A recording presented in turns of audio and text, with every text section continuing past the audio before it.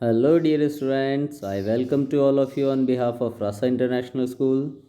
Students, today in this video, I am going to cover the remaining part of Chapter 3 Models Expressing Attitudes of Class 9th English Language. This is part 2 video and it is given on page number 131 and 132. So, students, without any delay, let's start. Students, as you know, in previous video we have covered all 13 rules. पिछली video में हम सारे के सारे 13 rules cover कर चुके हैं। Students, इसमें हम जो एग्जांपल्स इसके दिए हुए हैं उनको हम समझने वाले हैं। तो चलिए स्टूडेंट्स स्टार्ट करते हैं। द वेरी फर्स्ट पैरा आपको दिया हुआ है पैराग्राफ, तो चलिए पहले इसे समझ लेते हैं, फिर हम आगे बढ़ते हैं। ओके स्टूडेंट्स, चलिए स्टार्ट करते हैं। Fill in the blanks with correct models in your answer sheet against the correct blank numbers. चलिए, सबसे फर्स्ट दिया हुआ है students, I dash Singh very well when I was young. मैं डैश गाता, है ना, व्हेन आई वॉज यंग, जब मैं यंग था, है ना। तो स्टूडेंट्स, अब यहाँ पर जब मैं यंग था तो मैं गाता था, है ना। तो यहाँ पर आप बताइए, यहाँ पर सिंग लगा हुआ है, अगर यहाँ सैंग हो जाता तो यहाँ पर वर्ब लगाने की, यानी ऑक्सिलरी वर्ब लगाने की, मॉडल्स लगाने की कोई भी ज़रूरत नहीं थी। लेकिन क्योंकि यहाँ सिंग है तो हमें एक पास्ट वर्ब यहाँ पर यूज़ करनी पड़ेगी, और जो कि हो जाएगी यूज्ड टू। क्या हो जाएगी student? Used to. Okay students, चलिए नेक्स्ट देखते हैं। इवन नाउ, आज भी, I dash sing fairly well. अब जो आज भी है, यहाँ पर जो कैन का यूज़ किया गया है स्टूडेंट, यहाँ पर यूज्ड टू आपको दिखाता है आपकी पास्ट हैबिट।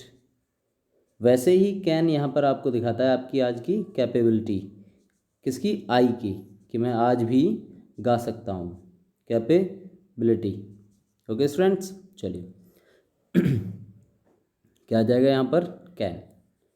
चलिए, I can try to practise and become a very good singer. यानी आज भी मैं, सॉरी यहाँ नहीं होगा कैन, यहाँ पर I can sing fairly well, मैं आज भी गा सकता हूँ। I dash try to practise and become a very good singer. तो स्टूडेंट्स, यहाँ पर यूज़ किया गया है मे का, और मे का स्टूडेंट्स यूज़ किया जाता है वैसे किसके लिए? गिव परमिशन देने के लिए, परमिशन लेने के लिए, पॉसिबिलिटी शो करने के लिए। अब पॉसिबिलिटी यहाँ पर नहीं है, लेकिन यहाँ पर बताया गया विश। इनकी विश है कि आज भी मैं क्या कर सकता हूँ? सिंगर बन सकता हूँ। आज भी मैं सिंगर बन सकता हूँ, है ना, अच्छा सिंगर बन सकता हूँ। बहुत अच्छा। वन डे, एक दिन, I dash get break in film industry into film industry. मुझे एक दिन फिल्म इंडस्ट्री में ब्रेक मिलेगा, यानी चांस मिलेगा यानी फ्यूचर है, तो स्टूडेंट यहाँ क्या हो जाएगा? विल हो जाएगा। क्या हो जाएगा? विल हो जाएगा। Dash you help me in any way, क्या आप मेरी मदद कर सकते हैं, तो स्टूडेंट्स क्या आएगा? कैन आएगा। कैन मतलब सीक हेल्प, हेल्प मांगने की कोशिश की जा रही है, और जहाँ हेल्प हम लेते हैं किसी से तो हम वहाँ कैन का यूज़ करते हैं। ओके स्टूडेंट्स, तो आपको ये क्लियर हो गया होगा। चलिए स्टूडेंट्स, नेक्स्ट एक्सरसाइज पे हम चलते हैं, देखते हैं वहाँ किसका यूज़ है और किस तरह से किया गया है। चलिए, पैराग्राफ नंबर 2 आपको दिया हुआ है। Fill in the blanks with correct modals in your answer sheet against the correct blank numbers, है ना। तो सही ब्लैंक नंबर के सामने आपको सही मॉडल्स फिल करने हैं। चलिए, it was lovely to get your letter and to hear the good news. बहुत अच्छा लगा आपका पत्र मिला, और ये सुन के बहुत अच्छा लगा जो गुड न्यूज़ थी, that dash you going trekking with your, यहाँ पर योर होना चाहिए स्टूडेंट्स, विद योर फ्रेंड्स। तो आप ट्रैकिंग पर जा रहे हैं, अब जा रहे हैं तो क्या आ जाएगा? आर आ जाएगा। क्या आ जाएगा स्टूडेंट्स? आर आ जाएगा। You are going to trekking with your friends, जबकि ये मॉडल्स नहीं है। Okay students, you dash have a break after your exams. तो आपको क्या होना चाहिए? ब्रेक होना चाहिए आपके पास एग्जाम का। यहाँ पर ऑट टू का यूज़ किया गया है, और ऑट टू का यूज़ यहाँ पर स्टूडेंट्स एडवाइस के लिए किया गया है। किसके लिए किया गया है? एडवाइस के लिए, है ना। सलाह दी जा रही है कि आपको हाँ ब्रेक होना चाहिए एग्ज़ाम्स के बाद। चलिए, इसके बाद दिया हुआ है, you ask me what you dash take. आपने मुझे पूछा कि आपको क्या करना चाहिए, है ना। यहाँ पर क्या है, परमिशन ली जा रही है, वो सॉरी एडवाइस लेना, है ना। तो यहाँ पर क्या है, एडवाइस लेना यहाँ पर बताया जा रहा है, तो इसलिए यहाँ शुड का यूज़ हुआ है।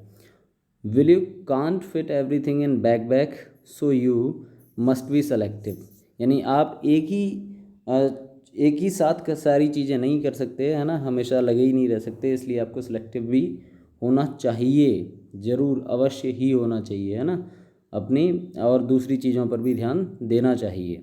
ओके स्टूडेंट्स, चलिए पैराग्राफ नंबर 3 देखते हैं।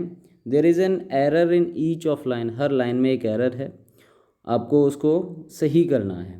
तो यहाँ पर वैसे तो दिया ही हुआ है, बट देख लेते हैं वो एरर क्यों है और उसका सही हमने जो किया वो क्यों है।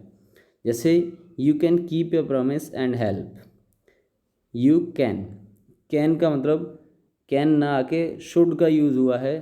कैन कैसे गलत है, शुड कैसे सही है, ये देखते हैं। You can keep your promise and help me, आप अपना वादा निभा सकते हैं और मेरी मदद कर सकते हैं, सॉरी आप अपना वादा निभा सकते हैं और मेरी मदद करें। ये तो हो गया कैन जब लगा है तब। अब शुड लगा के देखिए, you should keep your promise, आपको अपना वादा निभाना चाहिए और मेरी मदद करनी चाहिए, है ना। तो स्टूडेंट्स यहाँ पर जो शुड है वो थोड़ा सा अच्छा साउंड होता है, इसलिए जो शुड होगा वो करेक्ट होगा, कैन यहाँ पर सही नहीं होगा। चलिए, I would be thankful to you, I would नहीं आता, I will be thankful to you आता है ऑलवेज, है ना। क्या आएगा, आई विल, तो यहाँ पर वुड की जगह क्या यूज़ हो जाएगा स्टूडेंट्स, विल यूज़ हो जाएगा। Okay, the next one, if you help me, अगर आप मेरी मदद करते हैं, है ना। तो स्टूडेंट्स यहाँ पर कंडीशनल सेंटेंस है, कंडीशनल सेंटेंस में जब एक प्रेजेंट में दिया होता है तो हमेशा दूसरा वाला किस में होगा, फ्यूचर में होगा। तो यहाँ पर शुड की जगह क्या आ जाएगा स्टूडेंट, शुड की जगह विल आ जाएगा, क्योंकि फ्यूचर के लिए, फ्यूचर इंटेंशंस के लिए क्या यूज़ होता है, फ्यूचर एक्शंस के लिए विल यूज़ होता है। I am sure, I know I may work hard but I assure you I might, है ना। आई नो मैं जानता हूँ, आई मे वर्क हार्ड नहीं, आई मस्ट वर्क हार्ड, मैं जानता हूँ कि मुझे बहुत ही, मस्ट का मतलब है बिल्कुल ज़रूर करना ही है, मुझे हार्ड वर्क करना ही है। I assure you I will, मैं आपको श्योरिटी देता हूँ, मैं आपको अश्योर ये विश्वास दिलाता हूँ कि आई विल, मैं करूँगा। आई माइट नहीं, माइट का मतलब होता है बहुत ही कम पॉसिबिलिटी होना। अब यहाँ पर ये अश्योर भी कर रहा है तो और बहुत ही कम पॉसिबिलिटी तो हो नहीं सकती, तो स्टूडेंट क्या हो जाएगा, आई विल, मैं करूँगा। यहाँ पर आई शैल होता, आई शैल हो जाता है नॉर्मल, क्योंकि फर्स्ट पर्सन के साथ फ्यूचर इंटेंशन के लिए शैल का ही यूज़ होता है। लेकिन अगर विल का यूज़ हो गया तो वहाँ पर हो गया, क्या हो गया स्टूडेंट्स, वहाँ पर उसको डिटर्मिनेशन हो गया कि अब करेगा ही करेगा, है ना स्टूडेंट। जब आई के साथ विल का यूज़ हो गया तो मतलब क्या होगा, डिटर्मिनेशन होगी कि वो अब हार्ड वर्क करेगा ही करेगा। ओके स्टूडेंट्स, चलिए द नेक्स्ट वन, अगली एक्सरसाइज हम देख लेते हैं, जो इसकी लास्ट एक्सरसाइज होगी। Fill in the blanks with the correct modals out of given in your answer sheet against the correct blank, है ना। आंसर शीट में दिए गए हैं, वहाँ से सही तरह से फिल करने हैं। Make your morning prayer so soulful that it dash remain with you until the evening, है ना। तो आपको क्या करना चाहिए, आपको अपनी मॉर्निंग प्रेयर को इतना सोलफुल, इतनी आत्मा से, है ना, अंदर से इतनी आत्मा से प्रेयर करनी चाहिए। अब चाहिए आया है तो चाहिए के लिए हमेशा हमेशा क्या आएगा स्टूडेंट, आपकी ये क्या है, ये आपको जो शुड का यूज़ होता है वो होता है ड्यूटी के लिए, आपकी जो मोरल ड्यूटीज़ हैं उनके लिए। तो मोरल ड्यूटीज़ के लिए क्या यूज़ होता है स्टूडेंट, शुड का यूज़ होता है। तो यहाँ पर क्या किसका यूज़ हो जाएगा, शुड का, है ना। अब देखिए इसको पढ़ लेते हैं। Make your morning prayer so soulful that it should remain with you until the evening, अपनी मॉर्निंग प्रेयर को आपको इतना सोलफुल, इतनी आत्मीयता से, अपने आत्मा से ऐसे बोलना चाहिए, प्रे करना चाहिए कि शाम तक आपके साथ रहे, है ना। आपको इसकी जो फील है वो शाम तक बनी रहे आपके साथ। चलिए, close the day with prayer so that, है ना, that you dash have a peaceful night free from dreams and nightmares. Students यहाँ ड्रीम्स का मतलब तो ये नहीं है कि सपने आई ना, नाइटमेयर्स की, नाइटमेयर्स मतलब नेगेटिव ड्रीम्स, गलत बुरे सपनों से दूर रखेगी, है ना आपको। क्या, close the day with prayer, अपने दिन को प्रेयर से इतना क्लोज रखो, इतना मतलब क्लोज का मतलब पास में नहीं, प्रेयर करो अपने दिन में, दैट यू मे हैव, आपको क्या हो, बहुत ही जो आपकी नाइट है वो नाइट मेयर्स, जो बुरे सपने हैं उनसे फ्री रहे। तो इसके लिए किसका यूज़ हो जाएगा, मे का यूज़ हो जाएगा, MAY, मे। चलिए आगे देखते हैं। Let it be any form, ये किसी भी अवस्था में हो सकती है, जो प्रार्थना आप करते हैं किसी भी अवस्था में हो सकती है। It dash be such as dash put us into communication with the divine. Divine का मतलब यहाँ पर गॉड से है ना, जो पॉजिटिव एनर्जी है उसको बोला गया है डिवाइन। तो उनसे जो कम्युनिकेशन हमारा है ना, वो क्या करता है, let it be any form, किसी भी अवस्था में आपको जो प्रार्थना है वो करनी है ना।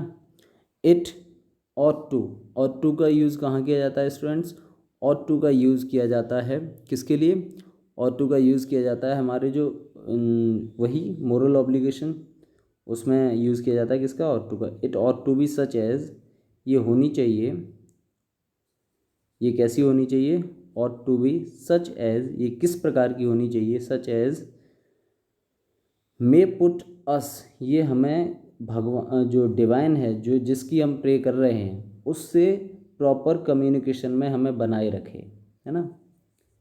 तो मे put us in communication with the divine, है ना। तो हमें उस डिवाइन से जिसकी हम प्रे कर रहे हैं, ये इतनी प्योर होनी चाहिए किसी भी फॉर्म में कि हमें जिस डिवाइन की हम प्रे कर रहे हैं उससे कम्युनिकेशन में बनाए रखे। ओके स्टूडेंट्स, तो आई होप आपको क्लियरली समझ में आया होगा। So students, thanks for watching the video, keep studying at your home and be safe, always love your parents.